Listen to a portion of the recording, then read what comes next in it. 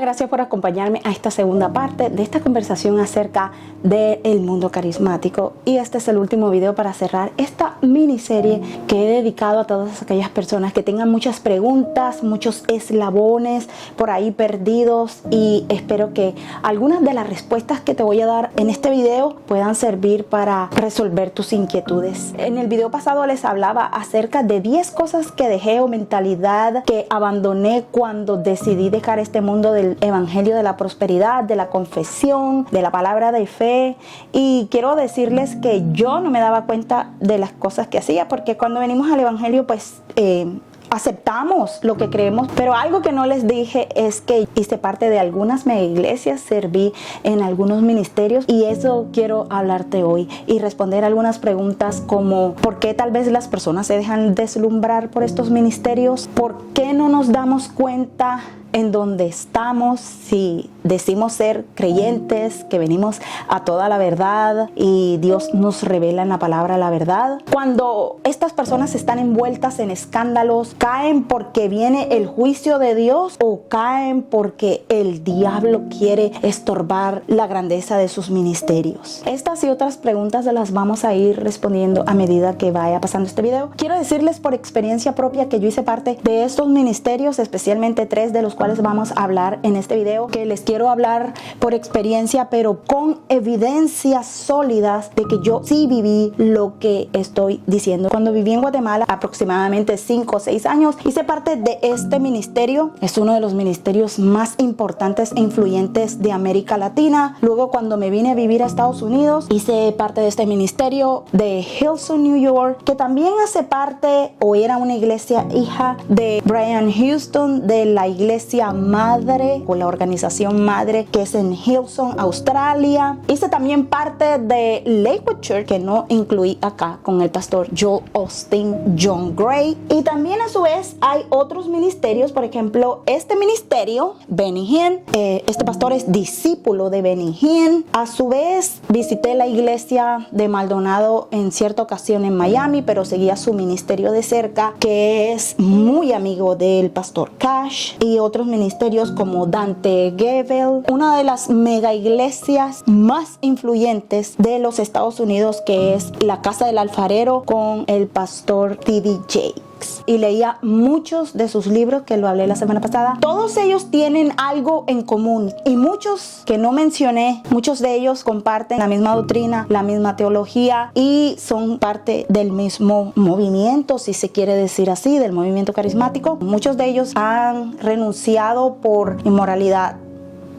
Han confesado, muchos de ellos últimamente confesaron su pecado porque ya no pudieron seguir tapando sus culpas y tuvieron que renunciar y confesar lo que habían hecho. Los otros que no renunciaron y que siguen aún en el ministerio están envueltos en grandes escándalos por malversación económica o también escándalos de índole.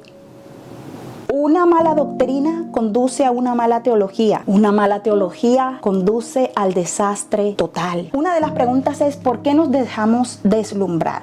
La respuesta es porque inconsciente, consciente o por ignorancia, porque el pueblo perece por falta de conocimiento, le faltamos el respeto a las escrituras de la siguiente manera. Digamos que este es un libro de Gabriel García Márquez. Cuando yo compro el libro de Gabriel García Márquez, lo primero que hago es analizar el índice para ver cuántos capítulos tiene, leo el prefacio, a ver de qué se trata la historia, me sumerjo en esta maravillosa historia, preparo mi cuerpo, mi mente, mi alma y todo lo que tiene que ver en mi casa para darle la antesala a la lectura de este maravilloso libro. El último libro que acaba de sacar Gabriel García Márquez. Me interesó tanto por la literatura que quiero saber acerca de la biografía del autor. Pero sabes, cuando abres el libro lo empiezas a leer desde el primer capítulo hasta que terminas el libro. Nosotros, a la Biblia en cambio, Sus maravillosos 66 libros escritos para la enseñanza, corrección, crecimiento espiritual, conocimiento de Dios. Las cartas de amor que Dios le escribió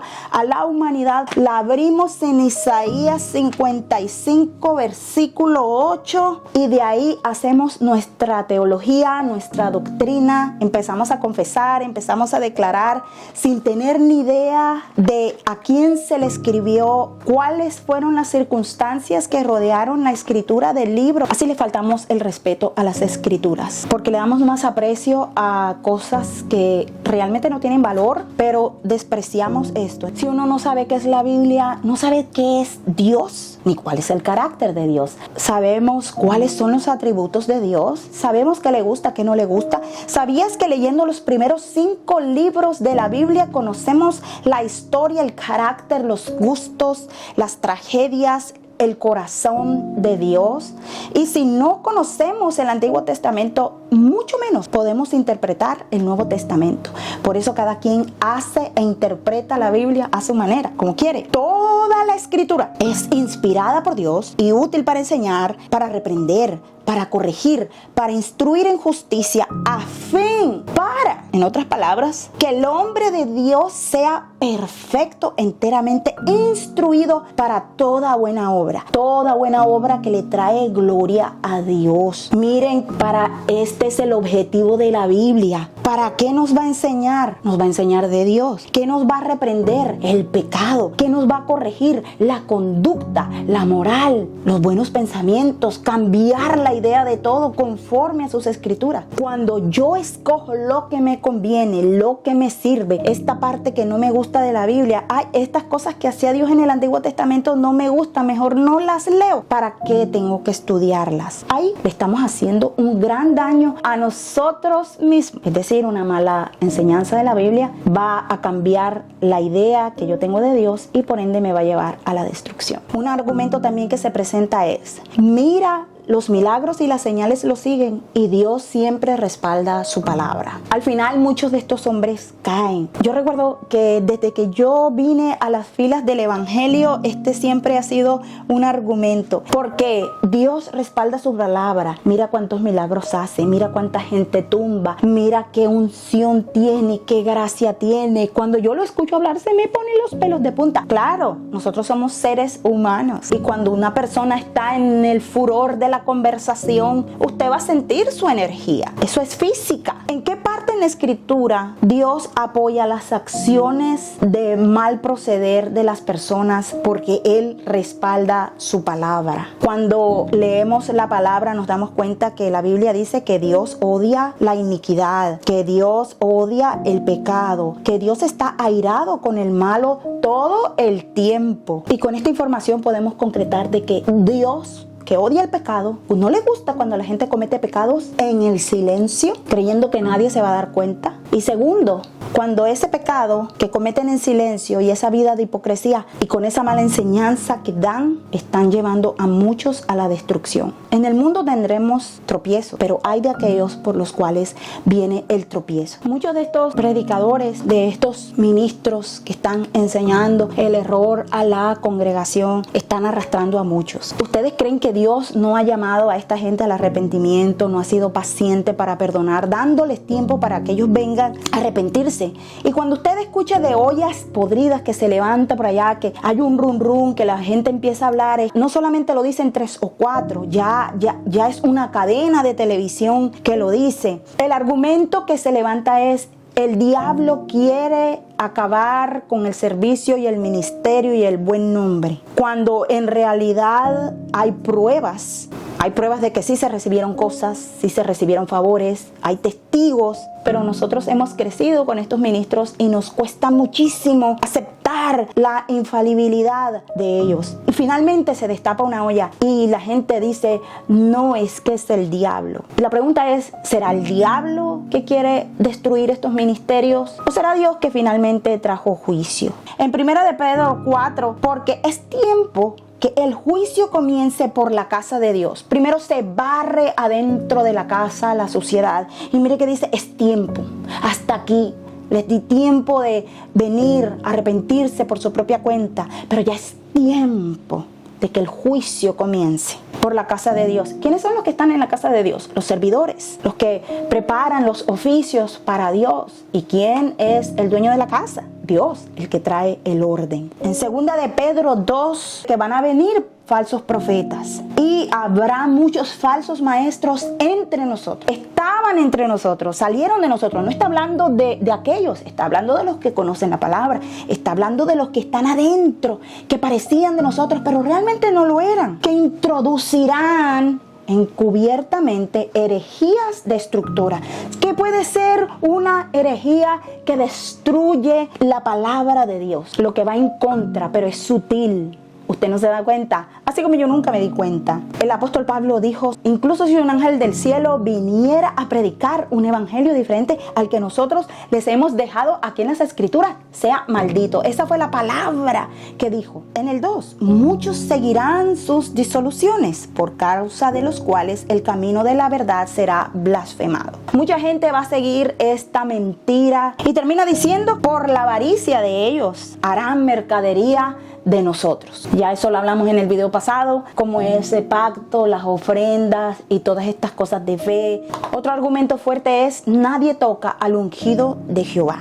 Estas personas creen que son intocables y como ya llegan a un punto de grandeza, de poder, de influencia, cuando personas caminan en ese grado de riqueza, de dinero, el corazón se endurece, el corazón ya deja de escuchar a Dios. Ellos todos dicen lo mismo. Todos toman escrituras, especialmente esa escritura de Salmo, creo que 105, que habla acerca de tocar el ungido de Jehová. Muchas palabras se sacan de contexto, como ya lo expliqué, y al final cada quien termina haciendo su propia teología. Si alguien osa en buena o mala fe decir algo en contra del pastor, y especialmente por sus malas acciones, especialmente por su corrupción, especialmente por algo que está haciendo mal. No estoy diciendo en este video que nosotros tenemos que respetar a los hombres de Dios, esa no es mi conversación, pero cuando ellos se ven descubiertos por algún pecado, especialmente por algún pecado o una mala acción, ellos sacan esta carta debajo de la manga